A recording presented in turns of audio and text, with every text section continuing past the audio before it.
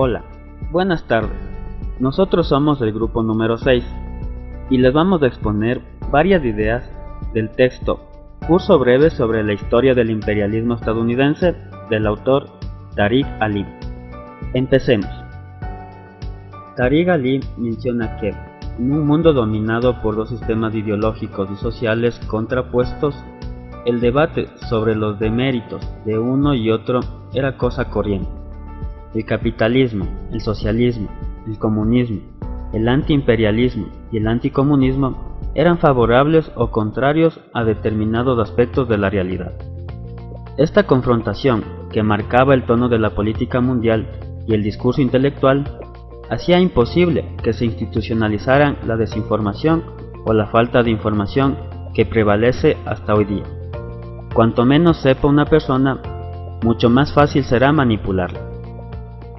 Los expertos estadounidenses buscan infatigablemente pruebas de que las cosas son peores en el extranjero que en su país, y en las informaciones que remiten desde las diversas avanzadas del imperio. Los superpatriotas se ensañan criticando a los estadounidenses que, como Gore Vidal, Susan Sontag, Noam Chomsky y muchos otros, se distancian del chauvinismo y rechazan el conformismo al llamar la atención sobre los fallos y miserias del imperio. En este ambiente ideológico, las críticas a la política exterior estadounidense se consideran muestras de anti-americanismo o de occidentalismo, un término que se acuñó más recientemente. El poder hegemónico de Estados Unidos es el único motivo de que los fundamentalistas religiosos hayan decidido concederle un trato especial. Los criterios que aplican a las demás sociedades no son menos severos. A juicio de los islamitas, ninguno de los gobernantes de los estados musulmanes actuales es un verdadero musulmán, ni uno solo. Las renacidas sectas cristianas de los Estados Unidos no se dan por satisfechas por tener un correligionario instalado en la Casa Blanca. Se lamentan de que Estados Unidos esté mancillado por una legislación corrupta y anticristiana. Por otra parte, las migraciones y las conquistas han estado muy relacionadas a lo largo de varios milenios. La mayor parte del mundo moderno es producto de la inmigración y del imperialismo. Los territorios que hoy pertenecen a Estados Unidos constituyeron durante 2 siglos y medio un mundo autosuficiente, alimentado por los residuos de la civilización europea e impulsado por un grupo de inmigrantes muy activos. En la primera fase, los inmigrantes fueron fundamentalistas religiosos. Luego llegaron los refugiados políticos que huían de la persecución en Europa, y la última oleada de inmigración se nutrió de aventureros que buscaban oro. En octubre de 1948, Conant, el presidente de la Universidad de Harvard, declaró en el foro del New York Herald lo siguiente: hay que decir que esta nación, en contraste con la mayoría de las naciones, no se desarrolló a partir de un estado basado en la conquista militar. En consecuencia, nuestra tradición no incorpora el concepto de una aristocracia descendiente de los conquistadores y con derecho hereditario a gobernar. Nosotros hemos alcanzado nuestra grandeza en un periodo en que una sociedad dinámica ocupó un continente rico y despoblado. ¿Un continente poco poblado? Sí, pero ¿quién puede decir que estaba despoblado? ¿Fueron ficticias las guerras contra los indios? ¿Fueron acaso luchas fantasmales? ¿No habría que decir más bien que el fundamentalismo protestante proporcionó una justificación moral al robo en gran escala de las tierras que eran posesión común de muchas tribus nativas? ¿Y también el asesinato masivo de los infieles? Los terrenos en los que se alza la Universidad de Harvard fueron arrebatados a los indios mediante la conquista militar. La remodelación del mapa de América del Norte fue un largo proceso que ha sido minuciosamente analizado por el historiador Oliver Lafayette. El fundamentalismo católico desempeñó un papel similar en la conquista española de Sudamérica, aunque allí se aplicó una política más elaborada. Se esclavizó, asesinó y dejó morir a muchos nativos, pero también se llevó a cabo una campaña de conversiones masivas al catolicismo, y gracias a ella, la población indígena sobrevivió. La Iglesia Católica estaba mejor preparada que la protestante para encarar la conquista del Nuevo Mundo.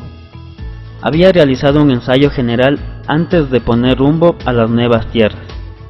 La reconquista de la península ibérica, que culminó con la expulsión o la conversión forzosa de los musulmanes y judíos hispánicos, fue el campo de práctica de los guerreros fundamentalistas que conquistaron Sudamérica. En un discurso de 1933, el general Butler expuso sus opiniones antiamericanas o pro-occidentalistas con notable claridad y explicó en qué consistía el imperialismo estadounidense en América Latina. La banda de militares no desconoce ni uno solo de los trucos del crimen organizado. Cuenta con exploradores encargados de indicar quién es el enemigo, con forzudos que destruyen al enemigo, con cerebros que hacen los preparativos de guerra, y con un gran jefe, el capitalino supernacionalista. Quizás resulte extraño que alguien como yo, que soy militar, recurra a estas comparaciones. Lo hago en aras de la veracidad. Pasé 33 años y 4 meses en servicio activo. Pertenecía a una de las fuerzas militares que se distinguen por su agilidad, el Cuerpo de Marines. Presté servicios con muy diversas graduaciones, desde la de subteniente hasta la de general de brigada.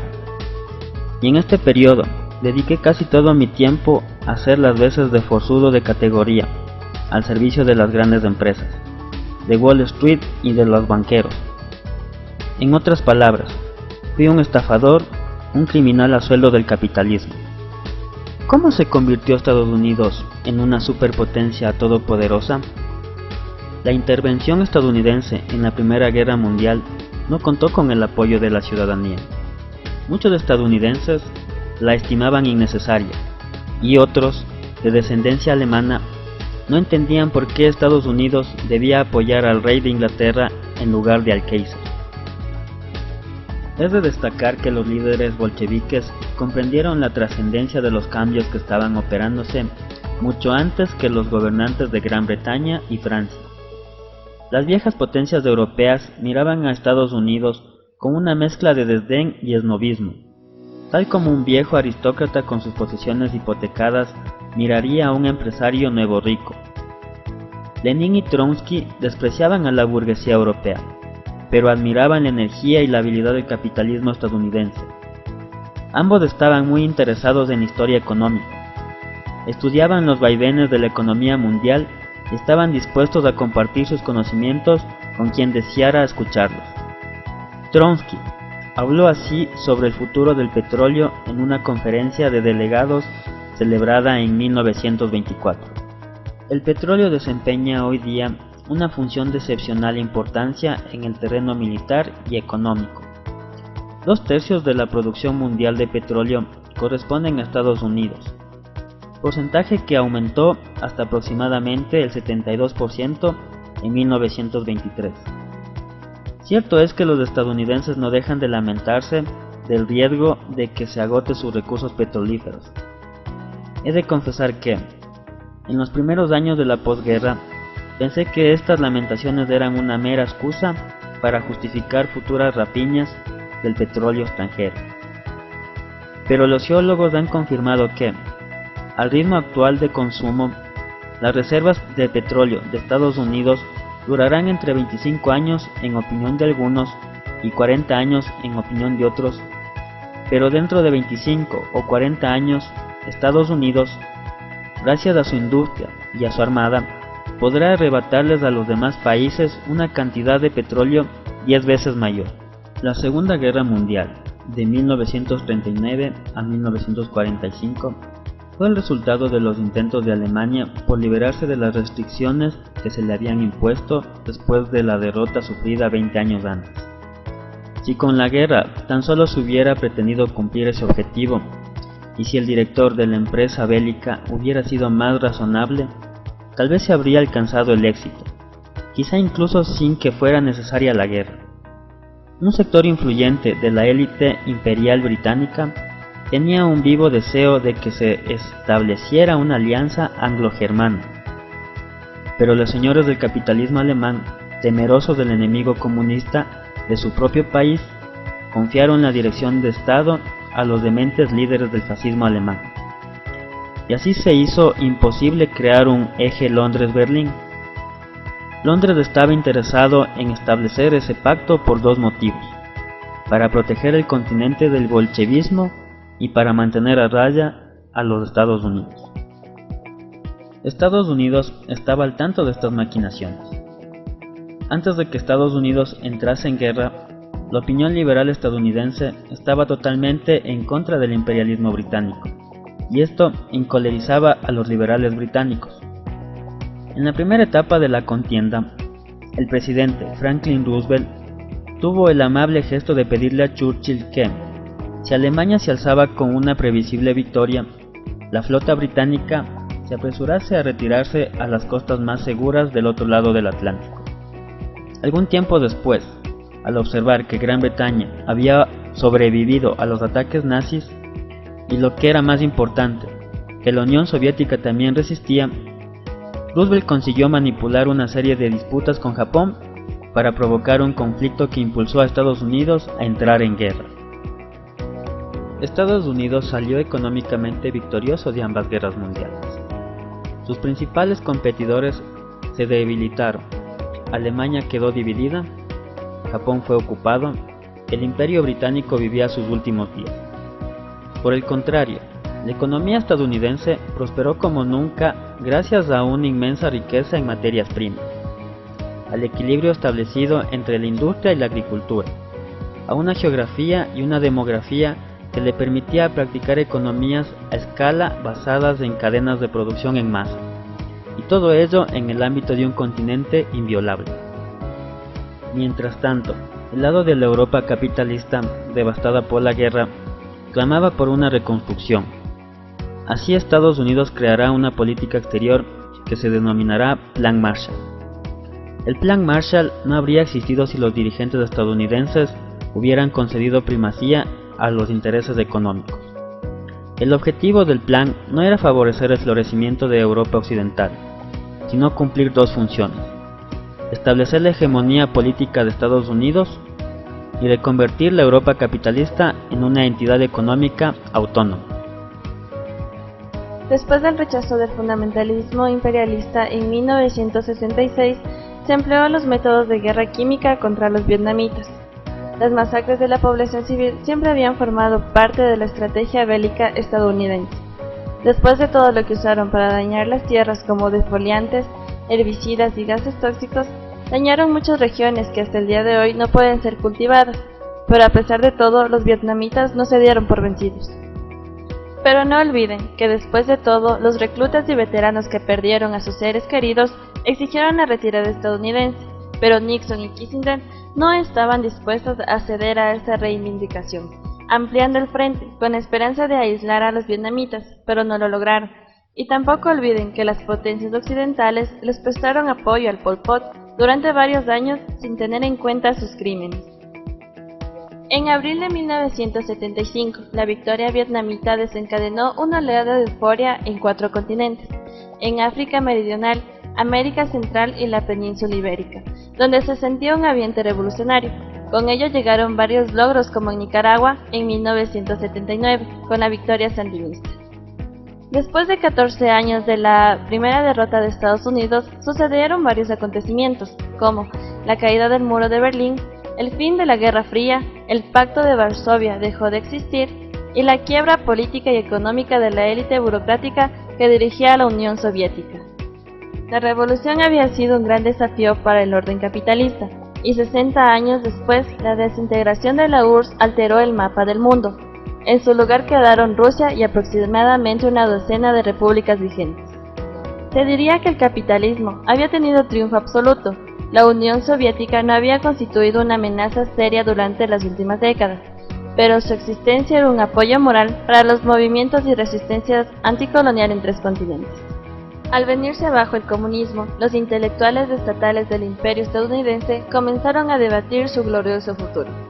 El primer intento serio de teorizar sobre la victoria fue el ensayo de Francis Fukuyama, El fin de la historia, publicado en julio de 1989. La tesis fundamental de Fukuyama, inspirada en la obra de Hegel y de Kochev, era que, tras la derrota del fascismo en la Segunda Guerra Mundial y la desintegración de la Unión Soviética, en 45 años después, la victoria de la democracia liberal señalaba el fin de la evolución ideológica de la humanidad. Este análisis simple y políticamente correcto proporcionó una justificación muy útil a los estrategas e ideólogos de Washington y de otros centros de poder.